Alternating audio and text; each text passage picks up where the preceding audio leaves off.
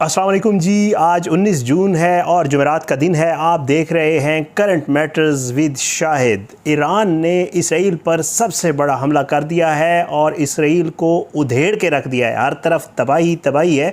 उसकी तस्वीर पूरे मीडिया और सोशल मीडिया के ऊपर वायरल है। ये मैं नहीं कह रहा बल्कि इसराइली मीडिया ख़ुद तस्लीम कर रहा है कि इस कॉन्फ्लिक्ट का सबसे बड़ा हमला जो ईरान की तरफ से किया गया वो ये है। और इस हमले के पहले जो तस्वीर जारी हुई आपने देखी होंगी कि एक बहुत ही पुरस्रार किस्म का मिसाइल जो है वो फायर किया गया ईरान की तरफ से। आपने वो तस्वीर देखी होंगी। वो जिग-जैग जो है वो जा रहा था और उसके बाद उसने जाकर इसराइल में बताया जा रहा है कि मुख्तलिफ मकामात पे टारगेट किया गया। इसराइली तो ये कहते हैं कि अस्पताल पे हुआ, लेकिन ईरान का इसके ऊपर अपना एक मौक़िफ़ है। आज की वीडियो में एक तो इसके हवाले से बात करेंगे, दूसरा एक बार फिर खामनेई के कत्ल के हवाले से इसराइली जो हुकूमत है, जो उसके वज़ीर हैं, वो बात करना शुरू हो गए हैं और उसके ऊपर रिएक्शन भी आ गया है पासदारान इनकलाब की तरफ से। इसके हवाले से बात करेंगे। बाकायदा तौर पे इसराइली मीडिया और अमरीकी मीडिया अब ये रिपोर्ट करने लग गया है कि ट्रंप बाकायदा तौर पे जो है वो इजाज़त दे चुके हैं अमरीका को कि वो अब हमला कर सकता है ईरान के ऊपर।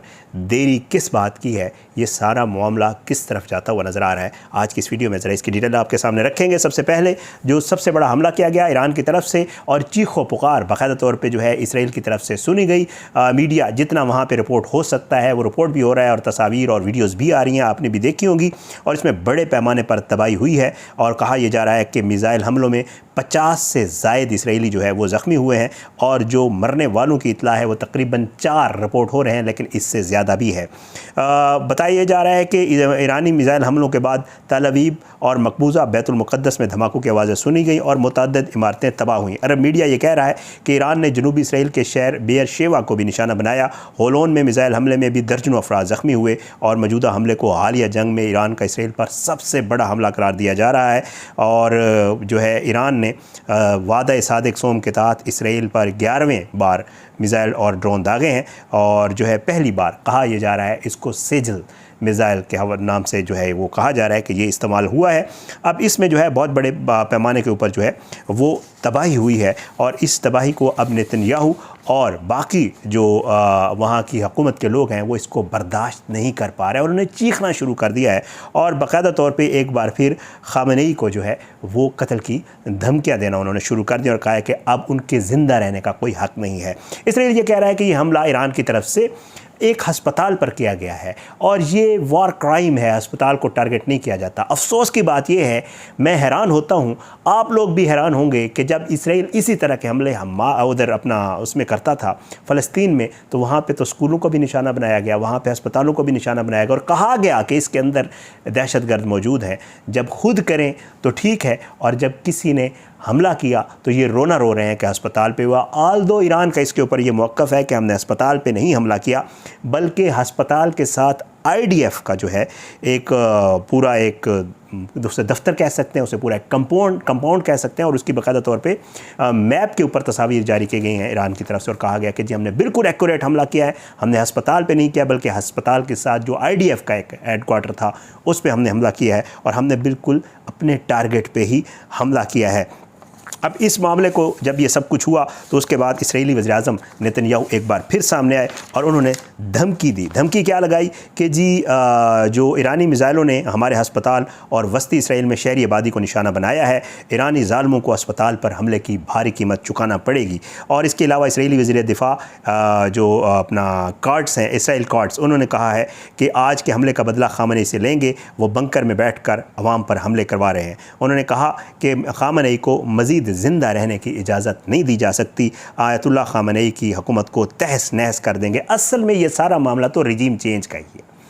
ये ठीक है न्यूक्लियर एसेट्स जो ईरान के उनके ऊपर भी हमले कर रहे हैं, लेकिन मसला ये है कि ये चाहते हैं कि ईरान में जो हुकूमत है खामनेई की हुकूमत का ख़ात्मा हो। और आपने देख लिया होगा कि इन्होंने एक बंदा भी तैयार कर लिया है, उसके हवाले से मैं वीडियो करूंगा, अगली किसी वीडियो में आपको बताऊंगा, पहलवी ख़ानदान से ही। और वो बाकायदा आज जो दीवार गिरिया पे किया, उसने वहाँ का विज़िट किया और वो ईरानियों को उकसा रहा है, उनको कह रहा है कि आप अंदर से निकलें, बगावत करें और जब ये रिजीम ख़त्म होगा तो मैं आऊँगा, मैं संभालूँगा, मैं आपका साथ दूँगा। और ज़ाहिरी बात है वो इसराइल का अपना बंदा है। कोशिश यही की जा रही है इस सारे मामले को लेकर। बहरहाल जी जो धमकी दी गई है इसका हिज़्बुल्लाह ने भी जवाब दे दिया है और उसके کے علاوہ جو ہے اس کا پاسداران انقلاب نے بھی دیا ہے، اور اس کے علاوہ آیت اللہ کی طرف سے بھی یہ جواب دیا گیا ہے۔ کہا یہ گیا ہے حزب اللہ کی طرف سے جاری بیان میں کہ خامنئی کو قتل کی دھمکیاں محض احمقانہ اور غیر ذمہ دارانہ عمل ہے جس کے نتائج تباہ کن ہوں گے۔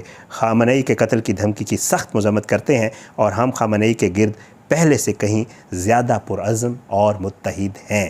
اب یہ اس کو لے کر آپ نے سنا ہوگا اس دن ٹرمپ نے بھی ایک ٹویٹ کیا کہ جی ہمیں پتہ ہے وہ بنکر میں کہاں پہ ہیں، لیکن فی الحال ہم ان کو مارنے کا ہمارا کوئی موڈ نہیں، اور اس طرح کی چیزیں جو ہے وہ سامنے آ رہی ہیں مختلف ذرائع سے۔ اب آتا ہوں کہ جی آخر یہ جو کہا جا رہا ہے کہ جی اسرائیلی میڈیا نے رپورٹ کیا، اور پھر اس کے بعد اب باقاعدہ طور پہ امریکی اخبار نے یہ رپورٹ کر دیا ہے کہ ٹرمپ نے اجازت دے دی ہے ایران پر حملے کی۔ اس کی تفصیل بتاتا ہوں، پھر اس سے تھوڑی بات کرتے ہیں۔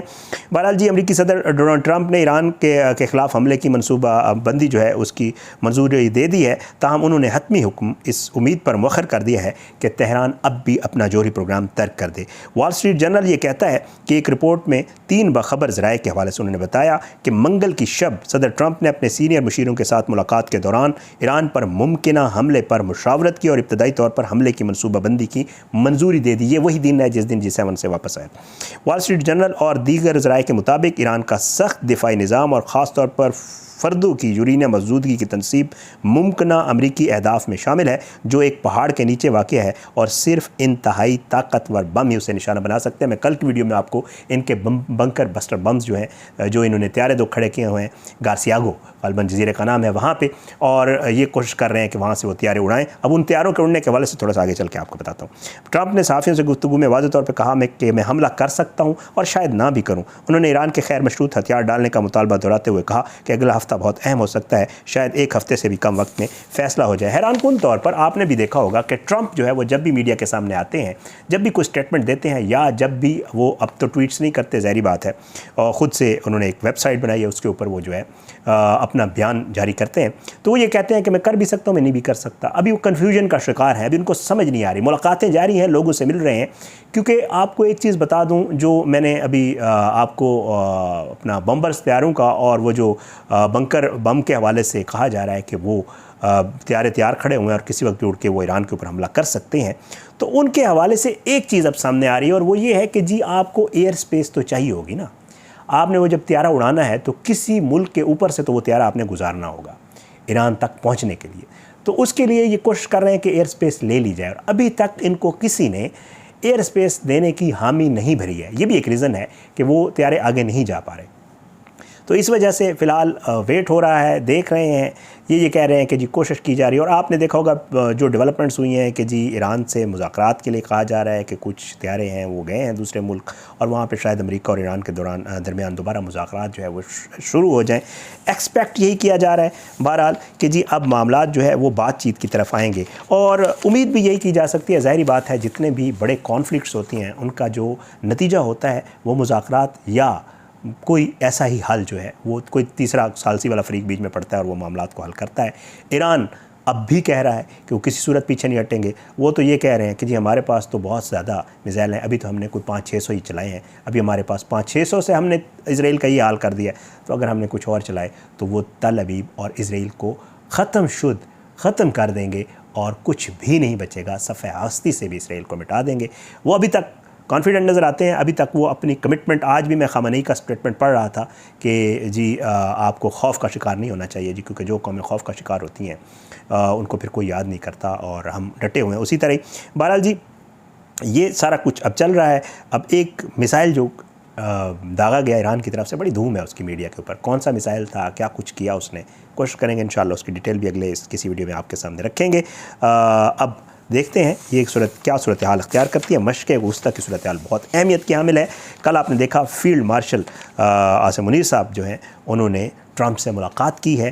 یہ ملاقات بھی بہت اہمیت کی حامل ہے، کیونکہ اس ملاقات کے بعد ٹرمپ نے باقاعدہ طور پہ میڈیا سے بات کرتے ہوئے کہا کہ عاصم منیر صاحب جو ہیں وہ ایران کو بہت بہتر طریقے سے جانتے ہیں۔ ایکسپیکٹ یہی کیا جا رہا ہے، جو تجزیہ کار ہیں وہ یہ کہتے ہیں کہ کوئی اہم کردار ادا کیا جا سکتا ہے پاکستان کی طرف سے۔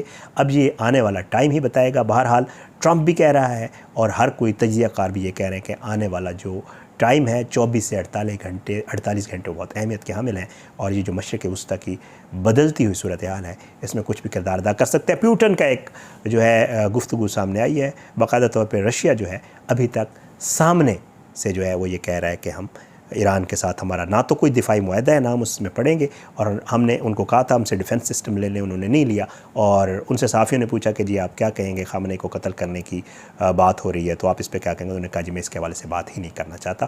تو رشیا جو ایک بڑا وہ ہے ایران کا اتحادی کہہ سکتے ہیں، یا اس کے ساتھ اس کے تعلقات ہیں، اس کی طرف سے بار بار انتباہ بھی جاری کیا جا رہا ہے، اور اس طرح کے سٹیٹمنٹ بھی آ رہے ہیں۔ انشاءاللہ اس حوالے سے جو بھی مزید چیزیں سامنے آئیں گی آپ کے ساتھ ضرور شیئر کریں گے۔ اپنی دعاؤں میں یاد رکھیے گا، اللہ ہمارے ملک کو اپنے زمان میں رکھے، اللہ ہم سب پہ اپنا رحم و کرم کرے۔